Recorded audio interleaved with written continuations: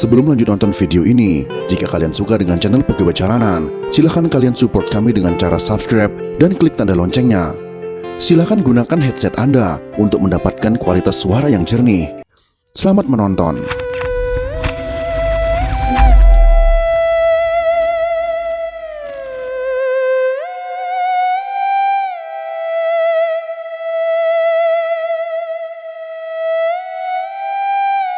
Ia berhasil lolos dari ancaman kurungan jeruji penjara di Gul, Papua pada tahun 1926.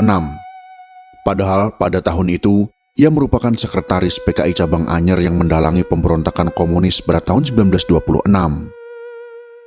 Dari Banten ia berhasil kabur ke Malaya dan terus membangun jejaring komunikasi dengan jaringan komunis internasional. Ia dijuluki Cek Mamat. Di Malaya, ia dibimbing oleh Tan Malaka yang bersembunyi di Bangkok dari kejaran VOC Belanda. Setelah kompeni Belanda menurunkan pengawasan terhadap gerakan komunis, ia baru pulang ke Nusantara, tetapi berhenti di Palembang. Pulau Jawa masih belum aman untuk didatangi. Di kota yang terletak di tepian Sungai Musi, ia mendirikan klub studi politik. Gara-gara aktivitasnya ini, ia sempat masuk penjara Palembang, tetapi tak lama kemudian dibebaskan. Setelah keluar dari penjara Palembang, ia pulang ke Banten dan bekerja sebagai pengacara agar tidak dicurigai oleh kompeni Belanda. Sembari menjadi pengacara selama Perang Dunia Kedua dan zaman penjajahan Jepang, ia mengadakan hubungan dengan kelompok-kelompok komunis di luar Banten. Pada tahun 1944, ia dan banyak teman komunisnya ditangkap Gampetai, lalu dimasukkan ke dalam penjara. Menjelang kemerdekaan, Cek Mamat keluar dari penjara Jepang. Pada bulan Juli tahun 1945, Cek Mamat dan beberapa tokoh komunis Banten menggelar sebuah pertemuan rahasia yang kemudian dikenal sebagai Pertemuan Rangkas Bitung. Dalam Pertemuan Rangkas Bitung itu, hadir pula seorang tokoh pergerakan yang menyamarkan namanya menjadi Ilyas Hussein, tetapi sebenarnya ia bernama Tan Malaka. Sebagian besar pemuda yang hadir dalam pertemuan itu menyatakan akan memutuskan setiap hubungan kerjasama dengan Jepang dan memproklamasikan kemerdekaan Indonesia. Sebagian kecil lainnya berpendapat masih perlu menjalin kerjasama dengan Jepang untuk mencapai kemerdekaan Indonesia.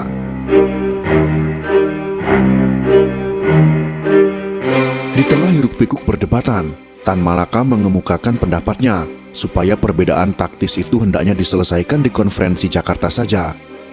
Kemudian Tan Malaka menambahkan, perlu dibentuk sebuah organisasi sendiri dengan pemimpinnya sendiri yang sama sekali tidak berhubungan dengan Jepang. Organisasi itu bernama Dewan Rakyat. Akhirnya pertemuan diakhiri dengan memilih Ilyas Hussein alias Tan Malaka sebagai wakil Banten. Selain itu terpilih juga 6 orang radikal lainnya, salah satunya adalah Cek Mamat. Hubungan tokoh-tokoh revolusioner di Banten dengan Tan Malaka pada periode Jepang hingga masa awal kemerdekaan Indonesia terjalin dengan dekat. Tokoh besar yang riwayatnya diselubungi misteri itu berhasil menanamkan pengaruh kuat di kalangan tokoh-tokoh tersebut. Didirikannya Dewan Rakyat oleh Cek Mamat diyakini adalah arahan Tan Malaka kepada segenap eksponen perjuangan di Banten.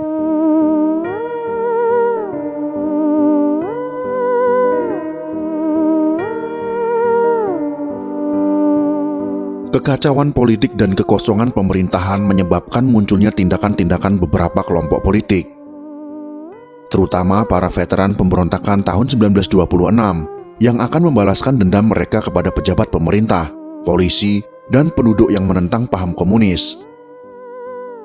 Suasana revolusi yang ganas mendorong kaum ulama mengambil alih kepemimpinan. Atas dasar itulah, Kiai Haji Ahmad Khotib diangkat sebagai residen Banten. Kendati demikian, pemerintahan yang baru itu tak dapat segera mengendalikan keadaan. Pembunuhan para komunis terhadap para penduduk tetap terjadi di mana-mana. Cek Mamat dengan Dewan Rakyatnya semakin leluasa bergerak. Pada level tertentu, mereka menjelma menjadi penguasa Banten yang sesungguhnya. Tujuan mereka hanyalah satu, menjadikan Indonesia dan Banten sebagai negara berpaham komunis. Beberapa media massa di Jakarta memberitakan, Banten di bawah kendali Dewan Rakyat akan memisahkan diri dari Republik Indonesia. Aksi bersenjata untuk membubarkan Dewan Rakyat pun dilakukan oleh Tentara Keamanan Rakyat atau TKR. Namun, hal itu tak semudah yang diperkirakan pemerintah Jakarta. Dewan Rakyat tetap berkuasa. Hingga akhirnya Presiden Soekarno disertai Wakil Presiden Muhammad Hatta dan Jaksa Agung Mr. Kasman Singodimedjo mengunjungi Serang dan Rangkas Bitung pada tanggal 9 hingga 12 Desember tahun 1945. Dalam pidatonya di Rangkas Bitung, Bung Karno berharap agar persatuan nasional dijaga dalam bingkai negara Republik Indonesia. Bung Hatta yang terkenal pendiam pun turut bicara dan mengatakan, Dewan Rakyat tak berguna dan harus dibubarkan.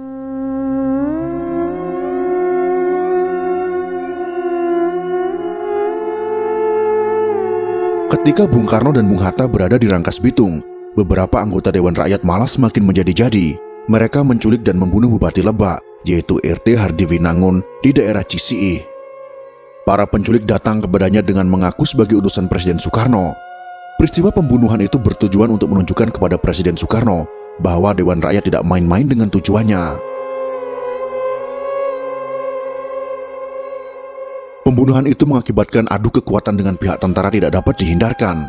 Pada akhirnya, Dewan Rakyat dibubarkan dan para pembunuh Bupati RT Hardiwinangun berhasil ditangkap. Banten tetap menjadi bagian integral Republik Indonesia.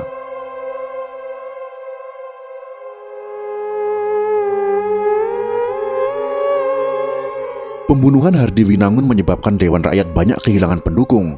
Kaum ulama cemas melihat jalannya peristiwa itu.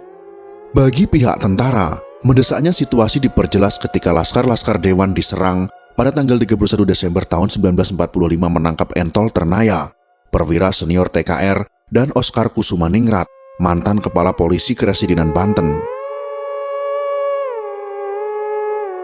Pada hari itu juga terjadi pertempuran di Pandeglang ketika pendukung Dewan Rakyat berusaha untuk merebut senjata milik satuan TKR setempat.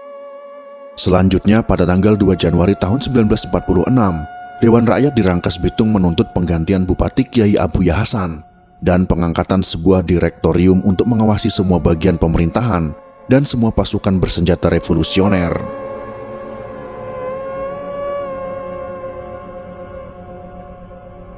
Melihat adanya penculikan dan perampokan, Residen menginstruksikan kepada pimpinan TKR Banten untuk secepatnya menumpas gerakan Dewan Rakyat.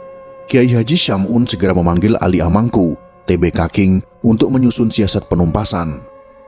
Langkah pertama adalah pembebasan R. Hilman Jayadiningrat dari penjara Serang yang tidak mengalami kesulitan.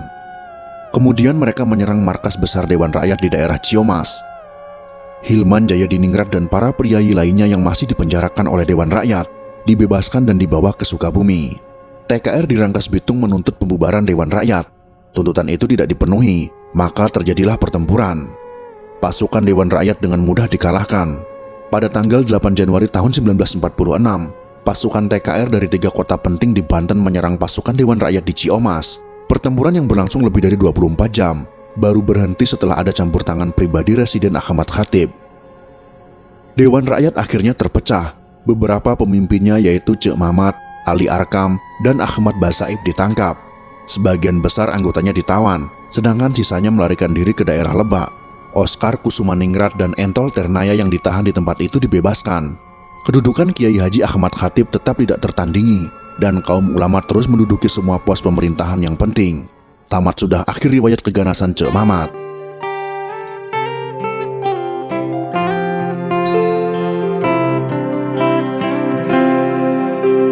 Itulah sekelumit kisah tentang pembunuhan Bupati Lebak oleh Cek Mamat dan perampokan tak berkesudahan oleh kaum komunis.